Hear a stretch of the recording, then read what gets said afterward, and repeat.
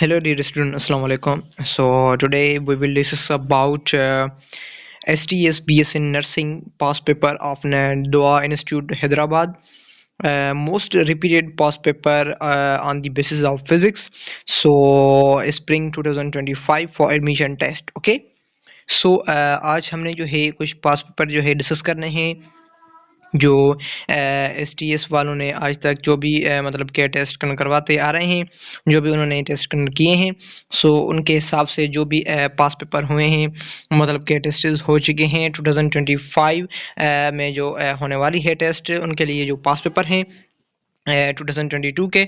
सो मैं आज आपको वो करवाने जा रहा हूँ। ओके, सो वीडियो स्टार्ट करने से पहले मेरी यही गुजारिश होगी कि अभी तक मेरे चैनल पे जो भी न्यू है, अभी तक सब्सक्राइब नहीं किया मेरे चैनल को, लाइक एंड शेयर नहीं किया, तो काइंडली सब्सक्राइब करें, लाइक एंड शेयर करें, ताकि जो भी आने वाली अपडेट हो वो आपको मिलती रहे डेली बेसिस पे। ओके, सो जो भी मतलब के इसमें टेस्ट हो चुके हैं, सो मोस्ट रिपीटेड एमसीक्यूज हैं फिजिक्स के, सो मैं आज आपको वो करवाने जा रहा हूँ। ओके, सो वीडियो स्टार्ट करते हैं पहले।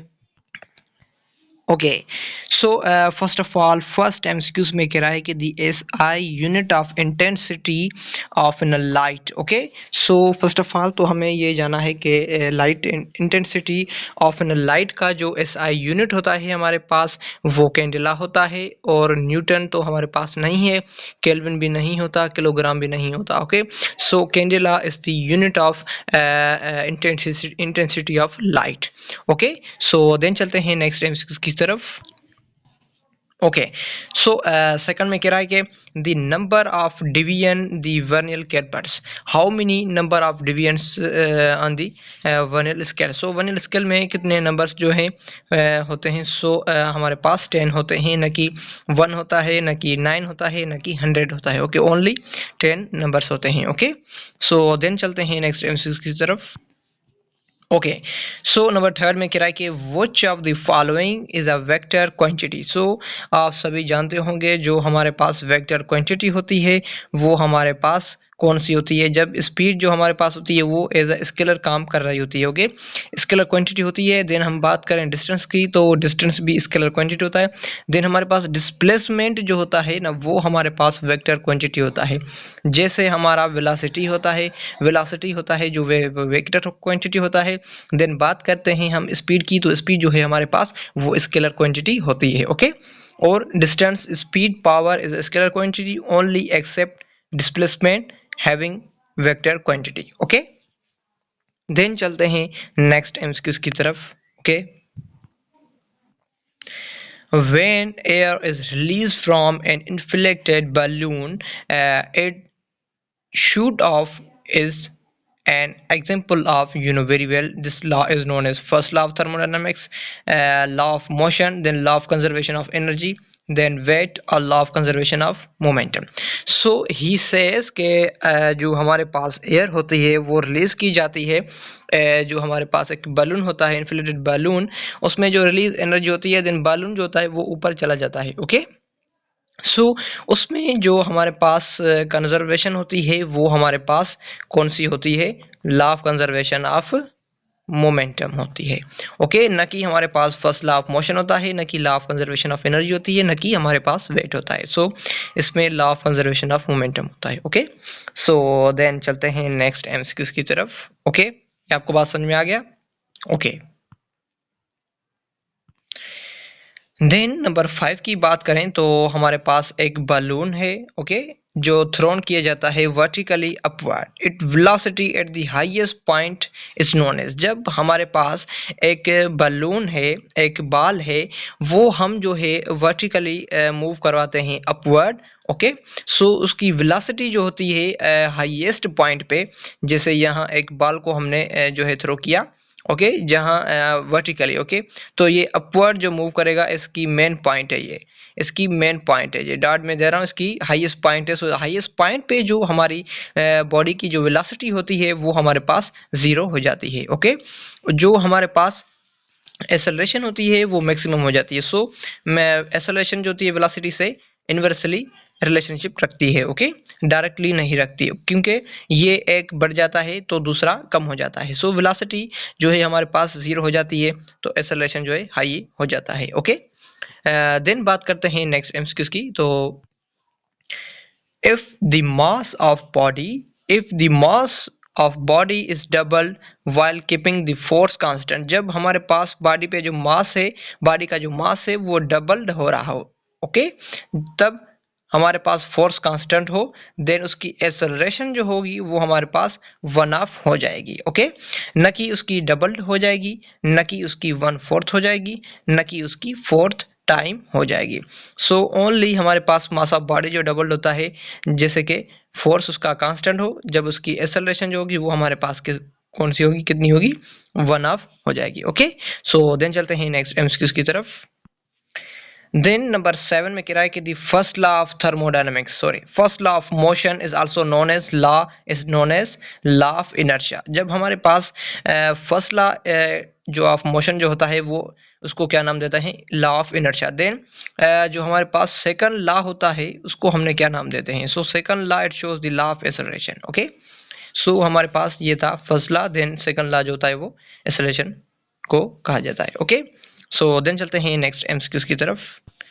ओके, नंबर 8 की बात करें तो दी front side of high speed vehicles, जब हमारे पास एक व्हीकल से उसकी फ्रंट साइज की स्पीड जो है, और देन उसके बाद एरोप्लेन की स्पीड, देन उसके बाद शिप्स और शिप्ड वर्ज लाइक रिड्यूस। सो ये बात कर रहे हैं कि कोई भी एक व्हीकल हो, एरोप्लेन हो, कई शिप हो, उसमें से कौन सी उसकी जो सिस्टम है वो रिड्यूस हो जाएगा। हम बात करते हैं वेट की, देन बात करते हैं प्रेशर की, देन बात करते हैं स्पीड की, देन बात करते हैं फ्रैक्शन की। ओके, कोई भी चीज़ हो, जब हम बात करते हैं कोई एक बंदा है जो रोड पे चल रहा हो, ओके, और रोड के दो सिस्टम होते हैं। एक रोड का जो सिंपल हम दिखाएं कि एक सिंपल एक ऐसे रोड होता है, ओके, ऐसे रोड होता है, एक सीधा सा रोड होता है। सो इसमें जो बंदा चल रहा होगा उसका फ्रैक्शन अलग होगा। देन उसके बाद हम ये बात करते हैं जो इस पे जो बंदा चल रहा है इस रोड पे और इस रोड पे, सो दोनों रोड पे जो दोनों जो है लड़के जा रहे हैं तो उनमें इसमें अलग फ्रैक्शन होगा, इसमें अलग फ्रैक्शन होगा।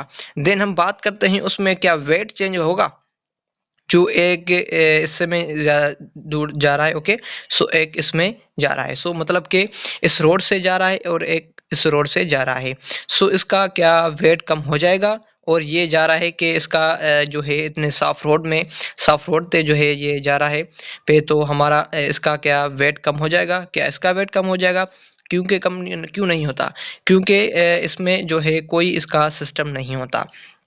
आपने ऐसा क्या देखा है कि कोई बंदा जो है अमेरिका के रोड पे जा रहा है, ओके, एक जो है एक लड़का पाकिस्तान के रोड पे जा रहा है, ओके, सो पाकिस्तान पे जो हमारा रोड है उन रोड पे जो है एक लड़का जा रहा होता है, सो उसका वेट क्या कम हो जाता है कि दूसरा लड़का हो जो एक बेहतर रोड पे जा रहा हो, एक आम से रोड पे जा रहा हो, क्या उन दोनों में उसका वेट कम हो जाता है, क्या वो जाते जाते नहीं। देन बात करते हैं प्रेशर की, क्या प्रेशर कम हो जाता है, कम ज़्यादा लगता है कि नहीं। देन बात करते हैं स्पीड, क्या स्पीड कम हो जाती है, वो अलग सा प्रोसेस है, एक कॉन्सेप्चुअली जो है स्पीड उसकी कम नहीं होती। ओके, देन बात करते हैं फ्रैक्शन की, तो फ्रैक्शन में जो है तब्दीली आती है। सो लाइक जो हमारे रिड्यूस जो होता है वो हमारे पास फ्रैक्शन हो जाता है। ओके, सो इसका करेक्ट ऑप्शन हमारे पास फ्रैक्शन होगा। ओके, सो कोई भी बंदा हो, मतलब के रोड पे जा रहा हो, और एक जो है हमारे पास एक आम रोड पे जा रहा हो, एक जो है एक अच्छे रोड पे जा रहा हो, सो दोनों के रोड जो हैं वो डिफरेंट हैं, लेकिन जो लोग हैं वो तो अपने अपने हिसाब से, उनका वेट भी सेम है, प्रेशर भी सेम है, स्पीड भी सेम है, तो फ्रैक्शन क्यों सेम नहीं है, क्योंकि एक रोड का अलग फ्रैक्शन होता है, एक रोड का अलग। जैसे मैं मिसाल देता हूँ हर बार कि एक लड़का है यहाँ ज़मीन पे जो है मतलब के जा रहा होता है, पैदल चलता है डेली बेसिस पे, ओके, सो एक बंदा है अपनी पहाड़ पे जाता है और उसमें जो है चलता है, सो उस पे फ्रैक्शन ज़्यादा लगेगा कि ज़मीन वाले पे फ्रैक्शन ज़्यादा लगेगा।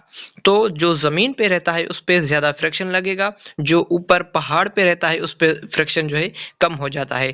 क्यों हम कहते हैं, क्योंकि कोई जो चीज़ होती है वो मतलब कि बाहरी चीज़ जो होती है वो ऊपर नहीं जाती, क्योंकि ज़मीन जो है उसको खींच रही होती है अपनी तरफ। देन आम हल्की चीज़ जो होती है वो जो है ऊपर चली जाती है, देन क्योंकि उसका वज़न जो है कम होता है। ऐसे ही हम कहते हैं कोई एक लड़का है जो एक रोड पे जा रहा होता है नीचे, सो उसका फ्रिक्शन जो है उस पे ज़्यादा लगेगा। देन जो एक पहाड़ है K2 की हम बात करते हैं, उस पे जो है फ्रिक्शन उसका कम लगेगा, ज़मीन जो है उसको कम खींच रहेगी अपनी तरफ। ओके, खींचेगी अपनी तरफ। देन बात करते हैं जो ज़मीन पे रहता है लड़का, उसकी फ्रिक्शन और जो ऊपर वाला है मतलब के लड़का, उसकी फ्रिक्शन दोनों में कितना फ़र्क रहेगा, बहुत ज़्यादा जो है हमारे पास फ्रिक्शन रिड्यूस हो जाएगा। सो ये था हमारे पास फ्रिक्शन का एक मेन टॉपिक मैंने आपको आज बताया। ओके, सो उनमें वेट भी सेम रहेगा, प्रेशर भी सेम रहेगा, स्पीड भी सेम रहेगी, लेकिन जो फ्रैक्शन है वो हमारे पास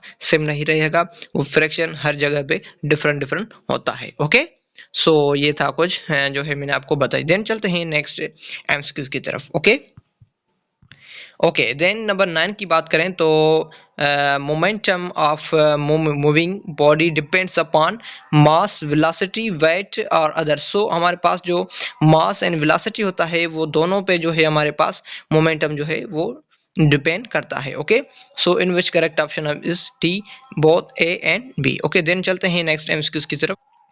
देन बात करते हैं नंबर 10 की। The rolling friction is about dash time similar than sliding friction, so this is called as 100। Okay, so हमारे पास जो है रोलिंग फ्रैक्शन जो होता है वो हमारे पास 100 टाइम्स स्मॉलर होता है स्लाइडिंग फ्रैक्शन से। ओके, देन चलते हैं नेक्स्ट एमसीक्यूज की तरफ।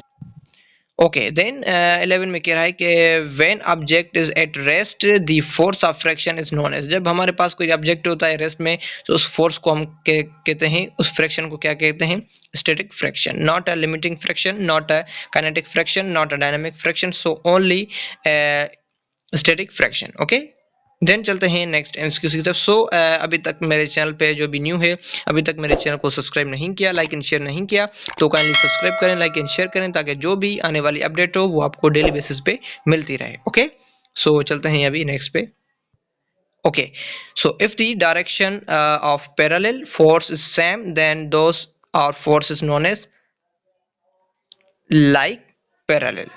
ओके, सो हमारे पास दो फ्रैक्शन जो होते हैं हमारे पास फोर्स वो सेम लग रहे होते हैं, डायरेक्शन उसका पैरेलल होता है, एंड उसके बाद जो उसका फोर्स होगा वो लाइक जो है हमारे पास पैरेलल होगा। ओके, देन चलते हैं नेक्स्ट एमसीक्यू की तरफ। ओके, सो 13 में कह रहा है कि the component of vector acting along the X axis is called as axis component और हॉरिजॉन्टल कंपोनेंट। जब भी हमारे पास वेक्टर कंपोनेंट होता है उस पे जो एक्सिस होता है, एक्टिंग करते हैं, वेक्टर एक्ट करता है एक्सिस पे, तो वो एक्स कंपोनेंट पे पड़ता है उसको, देन हॉरिजॉन्टल कंपोनेंट पे भी। ओके, सो दोनों पे लगता है। So in which correct option is T, both A and B. Okay, so then चलते हैं नेक्स्ट एमसीक्यूज की तरफ। ओके, सो 14 में कह रहा है कि the rotational effect of body is measured quantity is known as. जब हमारे पास रोटेशनल इफेक्ट पड़ता है बॉडी पे तो उस क्वांटिटी को हम क्या कहते हैं, this is called as acceleration. Okay, then चलते हैं नेक्स्ट एमसीक्यू की तरफ। Okay, if the rotation is produced clockwise is a direction of an torque.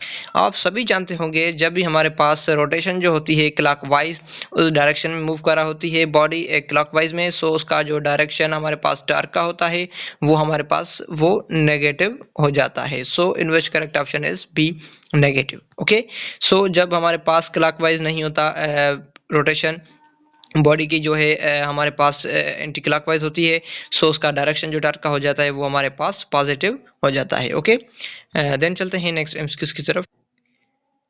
if the center of a gravity, okay, if the center of gravity of a body is below the fulcrum then the body will be equilibrium। then equilibrium में body आ रही है, centre of gravity जो body की होती है उस पे fulcrum जो होता है बॉडी का वो हमारे पास इक्विलिब्रियम होता है तब जब हमारे पास स्टेबिलिटी होती है। Okay, not unstability, not natural, not none of this, so only in which A stability. Then चलते हैं नेक्स्ट एमसीक्यूज की तरफ। नंबर 17 में कह रहा है कि the according the first condition, okay, the first condition of equilibrium the sum of all forces acting on the body is known as. जब हमारे पास कंडीशन होती है इक्विलिब्रियम की, sum of all force act करते हैं बॉडी पे, सो वो हमारे पास 0 हो जाती है। ओके ओके, सो ये नीचे हो गया है। ओके, सो ऐसे ही हम उसी को पढ़ देते हैं। The point at which whole weight of the body appearance to the act is called। Okay, so हमारे पास जो एक पॉइंट होती है, उस पॉइंट पे जो हमारे पास होल होता है, उस होल पे जो हमारा वेट जो बॉडी का होता है वो हमारे पास सेंटर ऑफ ग्रेविटी हो जाता है। So in which correct option है सही, centre of gravity. Okay okay, so 19 की तरफ आए हैं कि what is the SI unit of capacitance. So हमारे पास कैपेसिटेंस का जो एसआई यूनिट होता है वो हमारे पास फेराड होता है, नॉट ल्यूमेन एंड बैकवेल और volt. Okay, so only farad is unit of capacitance. Okay, then चलते हैं लास्ट वन, देखते हैं क्या दिया गया है। ओके, सो लास्ट वन में देखिए कि what is the SI unit of frequency. Okay, so what is the SI unit of frequency. Frequency का जो यूनिट होता है हमारे पास वो फ्रीक्वेंसी का हर्ट्ज होता है। Okay, so hertz is unit of frequency. So ये थे कुछ हमारे पास past paper of STS for the institute of nursing Hyderabad.